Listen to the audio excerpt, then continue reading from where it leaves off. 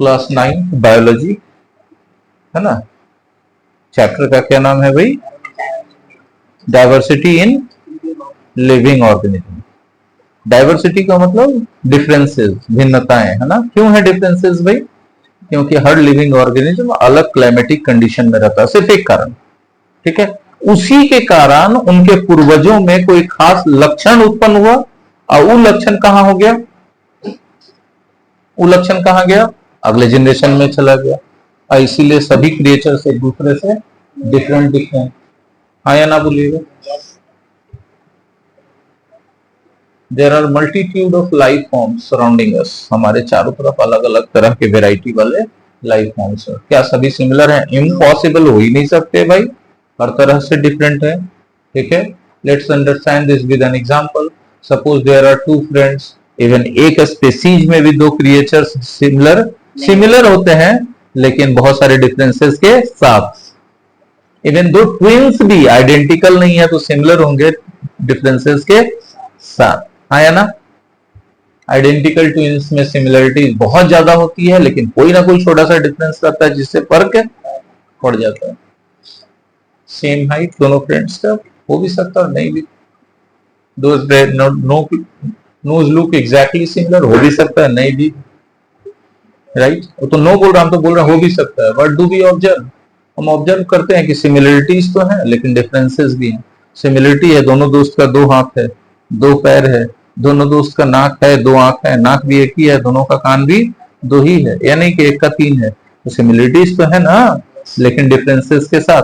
कान दो ही है, लेकिन कान का शेप और साइज अलग है। आंख दो ही है, लेकिन आंखों का कलर, आंखों का शेप, आंखों का साइज, आंखों की गहराई, है ना, ये अलग है। दो हाथ ही हैं, लेकिन दोनों हाथ के त्वचा का रंग, दोनों हाथ की लंबाई, दोनों हाथ की मोटाई, गोलाई बिल्कुल अलग है। बोन का डेंसिटी हाथों का बिल्कुल अलग है भाई साहब। तो वो जो बोलेगा हम वो नहीं सुनेंगे, हम अपना बोलेंगे, सुनो, लॉजिकल रहेगा। कहता है कि सेम नहीं ना है, तो सिमिलरिटीज है, सेम नहीं, है ना। सिमिलरिटीज है क्योंकि सेम स्पेसीज है, और डिफरेंट है क्योंकि जीन्स अलग है। सेम स्पीसीज में सेम सिमिलरिटी रहेगा क्योंकि सेम क्लाइमेटिक कंडीशंस हैं, और डिफरेंसेस रहेगा क्योंकि जीन्स अलग अलग। बात समझ पा रहे हो जो हम बोल रहे हैं? हम खाली उसका बात बोल रहे, पॉसिबल मेरे लिए नहीं। आगे बढ़िए। अभी वो भी बोल रहा है कि है बहुत सारे डिफरेंसेस, ठीक है। अब हम लोग कंपेयर करते हैं मंकी से। वाह वाह वाह, गुस्सा रहेगा तो कहेंगे कि हाँ सिमिलर है तुम दोनों, बात अलग है। बंदर की तरह तो दिखता है, बोलते हैं कि नहीं बोलते हैं? तो क्या बाकी बंदर की तरह दिख रहा होता है? नहीं भाई साहब, ठीक है। लेकिन बंदर से सिमिलरिटी रहता है कुछ मामलों।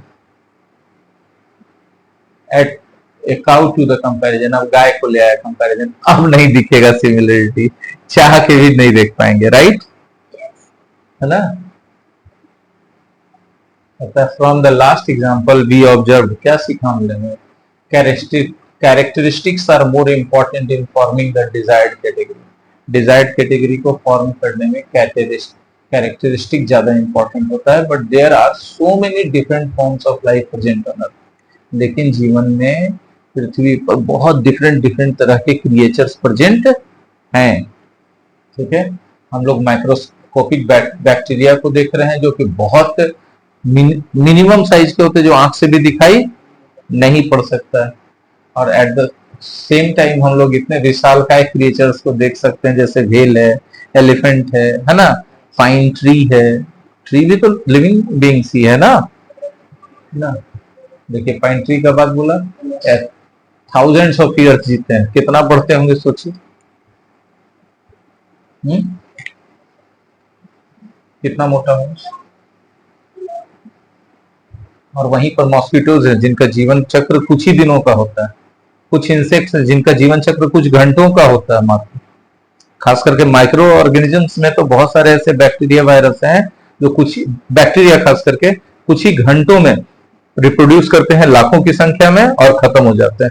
फिर वो सब रिप्रोड्यूस करेंगे लाखों की संख्या में और खत्म हो जाएंगे, ठीक है।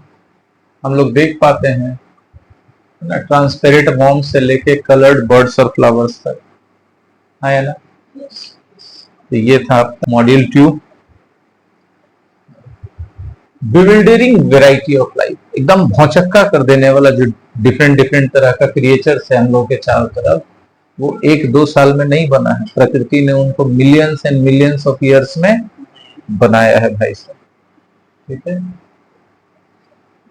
इतना ज्यादा वैरायटी बना दिया कुदरत ने कि आप कंफ्यूज हो जाइएगा, है ना।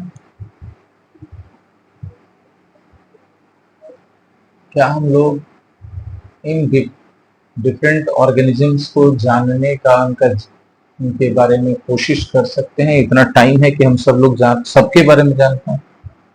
इतना वैरायटी इतना है कि ना टाइम है और ना अभी हम लोगों के पास उतना टेक्नोलॉजी है सबके बारे में जानने के लिए। टेक्नोलॉजी बनने में टाइम लगेगा हम लोग। We can not look at them one by one, एक एक करके सीखना चाहे तो सही। We look for similarities among the organisms which will allow us to put them into different classes and then study different classes or groups as a whole, ठीक है। हम लोग सिमिलरिटीज तलाशते हैं ऑर्गेनिज्म के बीच, है ना, और सिमिलरिटीज के कारण उनको एक कैटेगरी में रखते हैं, फिर डिफरेंसेस दिखते हैं तो उनको अलग कैटेगरीज में रखते हैं। तो इस तरह से हम क्लासीफाई करते हैं और इससे हमको उनके बारे में पढ़ना स्टडी करना आसान होता है। इसलिए क्योंकि एक एक करके पढ़ेंगे तो कितना क्रिएचर्स है सोचिए। तो एक ग्रुप के बारे में पढ़ लिया, उसमें सैकड़ों जीव आ गए, दूसरे ग्रुप के बारे में पढ़ लिया, सैकड़ों जीव आ गए, तो ज्यादा जानकारी कम समय में मिल जाता है। मेरी बात समझ पा रहे हैं आप लोग, है ना। जैसे बर्ड्स को एक ग्रुप में रख दिएगा सारा, अब बर्ड्स के अंदर भी कैटेगराइज होगा, है ना। बर्ड्स ऑफ प्रे अलग होगा, जो शिकार करते हैं दूसरे पंछियों का, वैसे बर्ड्स, रेप्टाइल्स। ऐसा नहीं है कि फिर एक एक क्रिएचर्स करके नहीं पढ़ते हैं। स्पेशलिस्ट लोग के पास टाइम है कम, लेकिन वो एक ही क्रिएचर के बारे में पढ़ेंगे और पूरा उसके बारे में एक्सपर्ट हो जाएंगे, राइट।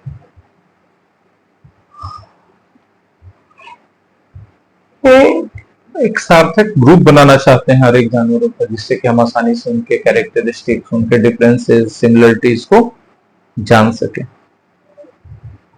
ठीक है।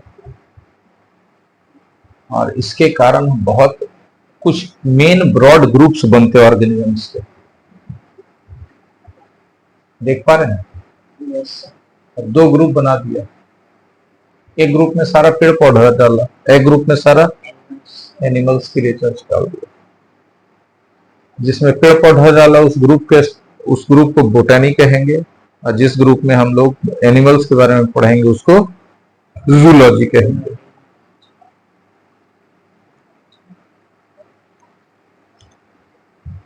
जूलॉजी में एक ग्रुप ऐसा बनेगा जिसमें क्रिएचर्स बच्चे जन्म देते हैं, एक ग्रुप ऐसा बनेगा जिसमें क्रिएचर्स अंडे देते हैं, आखिर ना। एक ग्रुप ऐसा बनेगा जो पानी में रहते हैं, एक ग्रुप ऐसा बनेगा जो लैंड पे रहते हैं, एक ग्रुप ऐसा बनेगा जो पानी में लैंड पर दोनों जगह रहते हैं, एक ग्रुप ऐसा बनेगा जो हवा में रहते हैं। बस समझ में। तो ये अलग अलग ग्रुप बनाएंगे हम लोग स्टडी करने के लिए। अब हम मॉड्यूल 3 पर आएंगे, बेसिक क्लासिफिकेशन को देखना है। जो सबसे पहला क्लासिफिकेशन किया था लिविंग बीइंग्स का, अरिस्टोटल ने किया था। अरिस्टोटल यूनान यानी ग्रीक के रहने वाले बहुत ही एजुकेटेड पर्सन थे, ठीक है। इसको हिंदी में अरस्तु नाम से कहते हैं, ठीक है। अरस्तु ने ही पहली बार कहा था डेमोक्रेसी। इतना विद्वान व्यक्ति थे कि खाली साइंस नहीं, सोशल साइंस के बारे में भी काफी कुछ बोलते रहते थे। इनका बात आज भी हम लोग फॉलो करते हैं कि democracy is the government of people, by people and for people. अब आपको हम क्या बोलते हैं कि जो सही मायने में पढ़ा लिखा हुआ एक विषय जानेगा कि सब चीज का समझ रखेगा। दिख रहा है आपको कि जहां सोशल साइंस में इनके बारे में पढ़ना है कि बहुत सारे तौर तरीके सिद्धांत इन्होंने बताए, वहीं साइंस में भी इनका योगदान, है ना। कहां पे रह रहे हैं इसके बेसिस पे इन्होंने क्लासिफिकेशन किया सारे क्रिएचर्स का। लैंड पे रह रहे हैं कि वाटर में रह रहे हैं कि एयर में रह रहे हैं कि दोनों जगह रह रहे हैं, ठीक है, ठीक है। फिर समुद्र में रह रहे हैं, ठीक है, जो समुद्र में रहते हैं एनिमल्स,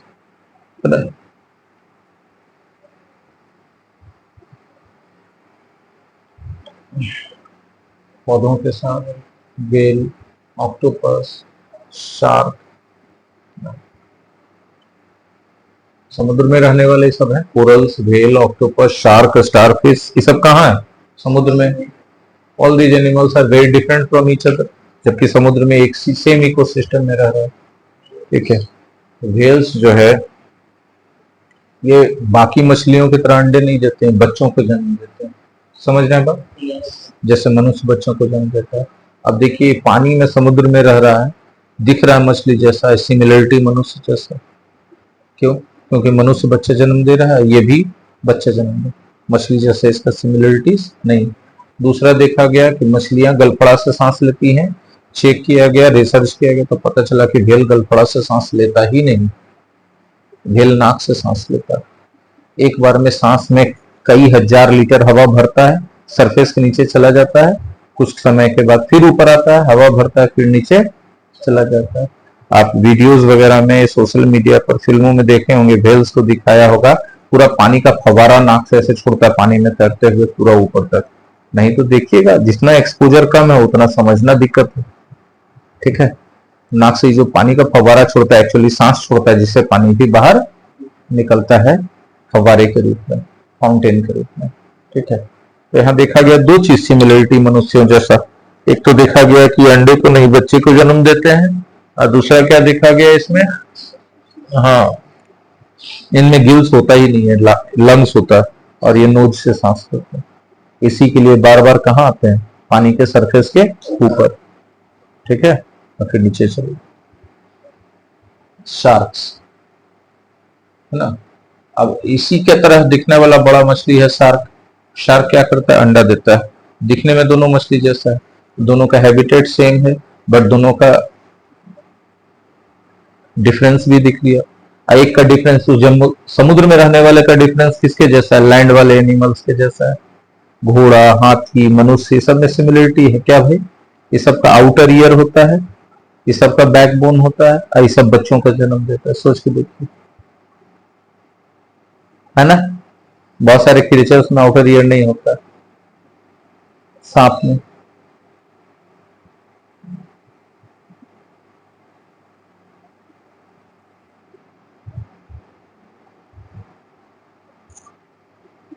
सिमिलरिटीज आ क्या? A place where organisms live, उसको हैबिटेट कहते हैं। ठीक है, अब बाकी लोगों को लगा कि प्रॉपर वे नहीं है क्लासिफिकेशन का। अरिस्टोटल ने जो क्लासिफिकेशन किया उसको लोगों ने एक्सेप्ट नहीं किया बहुत ज्यादा। क्यों नहीं किया? क्योंकि इन्होंने हैबिटेट के आधार पर बांट दिया। हैबिटेट तो ये दोनों का सेम है, फिर भी दोनों में डिफरेंसेस है कि नहीं है, व्हेल और शार्क में।